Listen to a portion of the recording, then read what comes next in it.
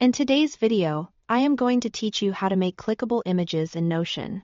First, let's start with a simple image on a regular Notion page. Click anywhere on your page and type /image. Choose whether you want to upload a file, paste an image link, or pick one from the web.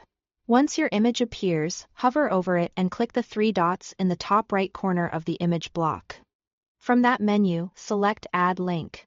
You'll see a field where you can paste any URL like a website or a specific resource.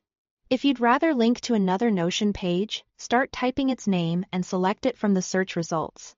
Now your image works like a button clicking, it will take you directly to that destination. If you want to keep your page layout clean, consider resizing the image or aligning it before linking, so it looks intentional and easy to tap. Next, let's set this up inside a visual database. Create a gallery view by typing /gallery and choosing the database option. This gives you card-style items that are perfect for visual navigation.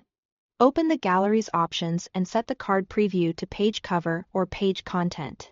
Page cover uses the cover image of each item, while page content pulls the first image inside the page. Either way, your gallery becomes a grid of images that people can click to open each page. This is great for dashboards, portfolios, or any collection you want to browse visually.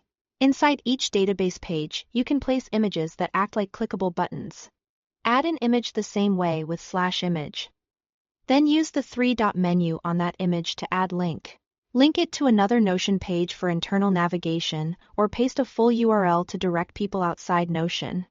This approach lets you design rich, image-based layouts inside each card, guiding viewers to the right places with clear visual cues. Finally, if you are working with images hosted on the web and want a straightforward external link, use the /embed block. Paste the image URL into the embed block. This will display the image from that URL, and you can use it to point viewers to external websites. Embeds are useful when you want to keep the image source online and up to date. That's it. Add an image, link it, and use galleries and embeds to build a clean, clickable experience.